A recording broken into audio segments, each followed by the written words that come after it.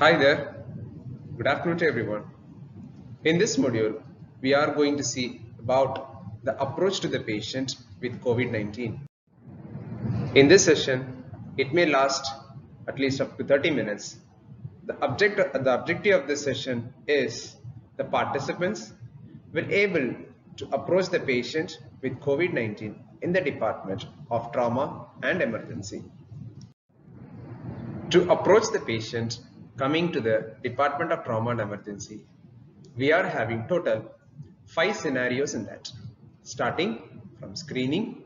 So once the screening got over, then the patient may move on to the triaging, and in the triaging, once it got over, then the patient may move on to re-triaging and also resuscitation and observation. So which means this is the core part of the approach. Resuscitation and observation, if it is there, then if it is got over, then they can move on to transportation or movement either in the ICU, otherwise in the ward. Let's start from the scenario starting from screening. So screening, you can see the left side of the picture. So it represents pure and pure. This patient, as soon as reach to the trauma and emergency department, our staff who wear the full gear of PPE, they can go and receive the patients. So in this you can see it's the patient is shifted from the ambulance stretcher to the hospital stretchers, and then they are accompanying with the 2 personnels. Maybe one is from ambulance and another one is from the patient side.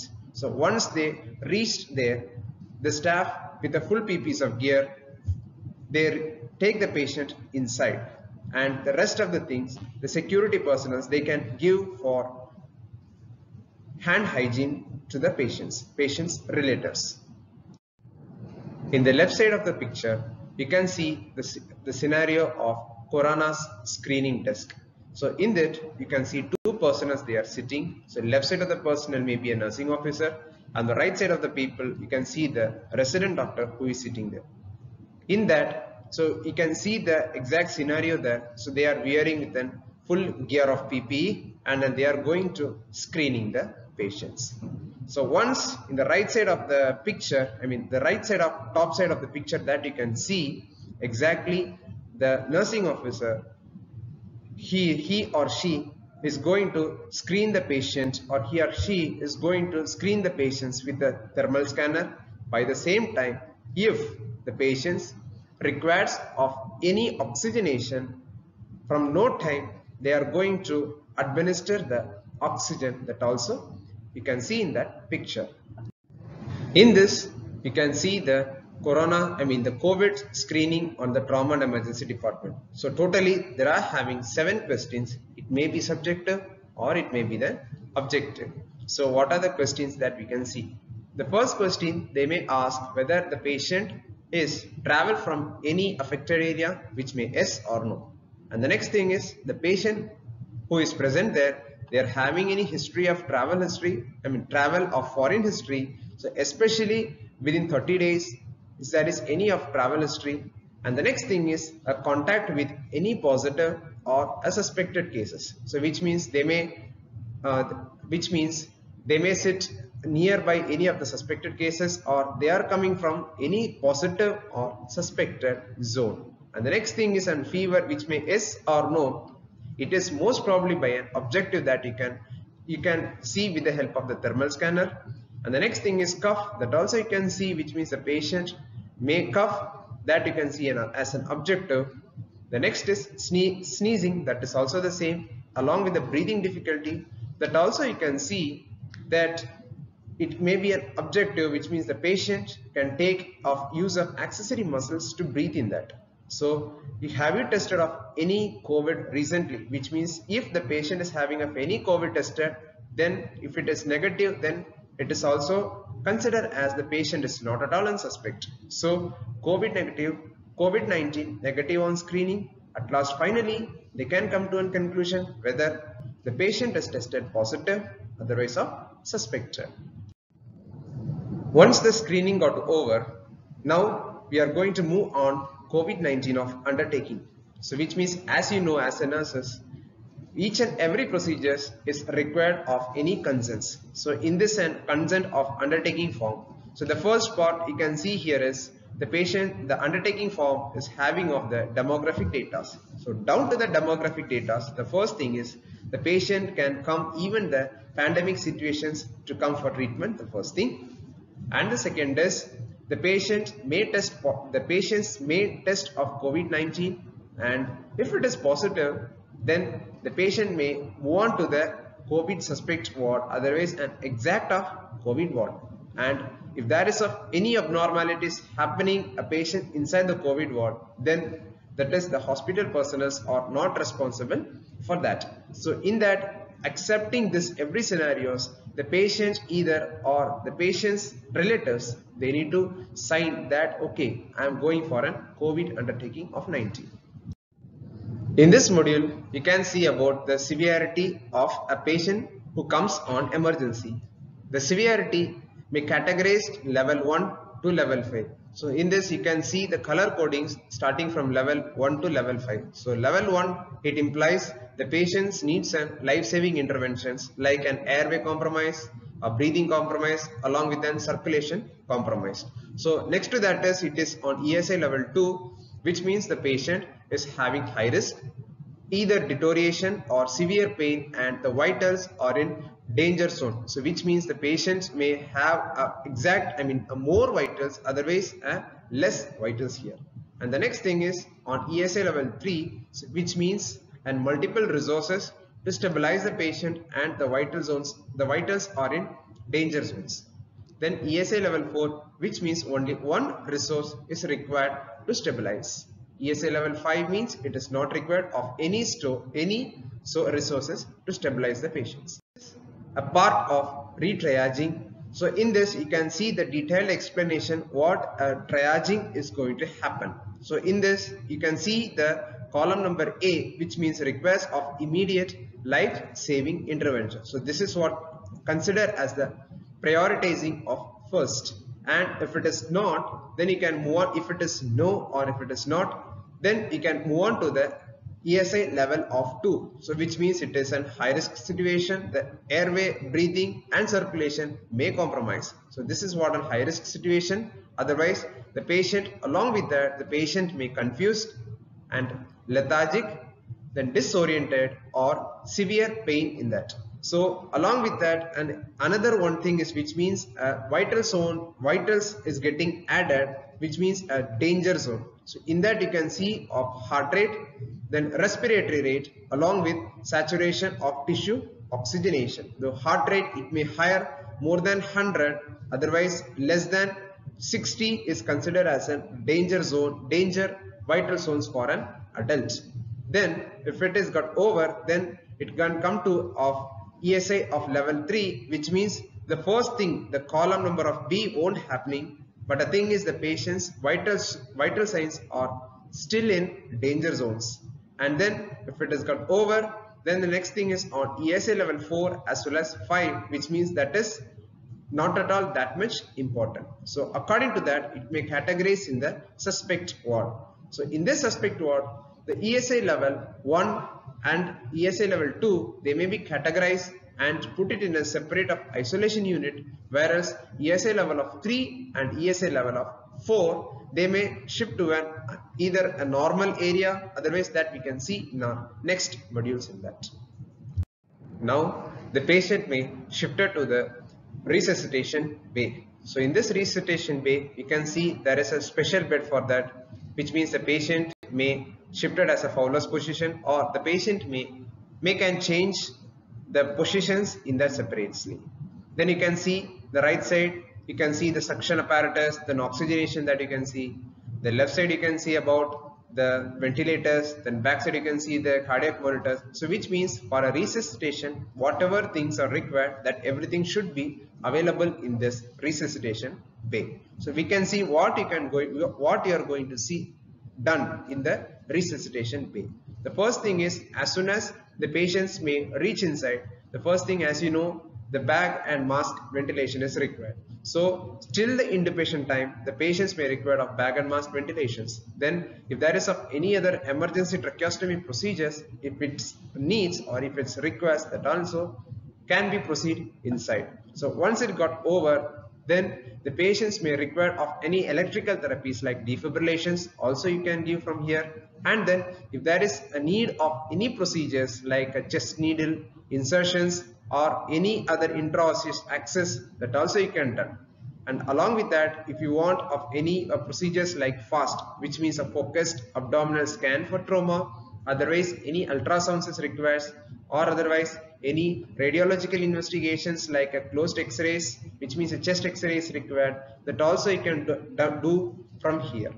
And the next thing is of hemodynamics, so which means the patients may require of IV fluids, otherwise of any blood transfusions, otherwise of any control of major bleedings, that also you can done from here. And finally you can go on to these medications. The patients may require of inotropes, then anesthesia, then muscle relaxants, bronchodilators, so whatever, so that you can also done from here. So once the patient can hemodynamically stable, then you can go for an observation, so which means the patient is observed for any deteriorations, otherwise of a deteriorations. Then a sample collections of a COVID-19. So why it is required? Since it is a trauma and emergency departments and a patient is inside the suspect zone, you need to very clear whether it is COVID-19 positive either or COVID-19 negative. The second thing is we can see the observation bay here. So the observation bay is a special bay, which means a bed will be there. Then over the bed that you can see there is having a special wing which covers the entire bed. So that the main aim of this covering is, so whatever the patient's droplet is going to spread in the atmospheric air, so that you need to control, and the atmospheric air, the droplets which is present in the atmosphere, it is fully get suctioned by the top level of floors. So totally you are having of three things you need to do here. The first thing is a hemodynamic stabilizations, and the next thing is on sample collections, and third is for observations. So hemodynamic stabilizations that we can see already, and for sample collections, so since it is a COVID suspect ward, so you need to get sample collections as well as the observations. So this three is going to see in this observation. Now it is an important area where the care of dead bodies or cadavers. So as you know, this is a trauma and emergency department, so most probably there will be having of a crucial situations that most probably or every day you can undergoing here. So the thing is, so whatever the normal death formalities happens, so that you can continue, and since it is a COVID a suspect ward, so you need to go for a special care of cadavers. So the first thing is on here is a 3-layer packing. So what you can do here in this 3-layer packing, so the first layer may be a normal cloth or any cotton cloths, and the next thing should be the dead bodies or cadavers should be wrapped with the help of any plastic covers, and the third thing is you need to go for any waterproof of zip covers, which means this you can use as per your institutional policies also. And once this 3-layer of packing got over, then the body should be labeled. So the labeling exactly contains the name of the patients, then the casualty registration number should be there, then along with that from where the patients comes. So these three things should required in this labeling of the disease. And the third thing is on COVID sample of collection status, so which means the sample collected and the report due. Otherwise it may be happening that the sample of positive cases or this. And third thing is on signature of the body recipient, so which means to whom you are going to hand over this body, either a police people or to the mortuary departments. So these are all the main things that you need to go for this care of dead bodies. We are almost at the end of the session. So whatever the resuscitations as well as the observation got over, now it's time to shift the patient either in an ICU or ward of COVID ward, otherwise a normal ward. So in this slide, we can see what are the special precautions, the criteria for transporting the patients from one area to another area. So as you know, this COVID, which means it is a contagious disease. So whomever is responsible for the shifting, they need to wear off full PPEs of gears, and then they need to shift the patients. So you need to shift the patients. The way should not blocked, and the way should be free from every crowds. Then there should be a prior informations or intimation should be given to the respective areas where the patients, otherwise the deceased thing is going to shifted there. So total 3 areas are here. The first thing is on COVID isolation, which means an ICUs, otherwise an ward. Then a patient who is getting of a negative samples, a negative of COVID samples, they can shift to the normal ward. Otherwise, a patient or the deceased, that you can shift to the mortuaries or somewhere else. So here is transportation of deceased. So transportation of deceased, mainly you need to follow of the standard operating procedures before shifted the deceased to the mortuary. So the first thing is you need to go through, or you need to cross check the demographic data of the deceased, and the next thing is what are the things you need to finish from the ward or the department. So the first thing is, as soon as the deceased thing is going to shifted from the ward to the mortuary, the first thing is you need to inform to the police informations, and second thing is there should be having of death register entry, and third is from letter from the casualty medical officer for body storaging, then labeling the tag, then the sample taken, the report attached. So report attached or not. So otherwise the sample awaiting, that also you can mention here. And then you need to ensure whether 3 layer of packing got over.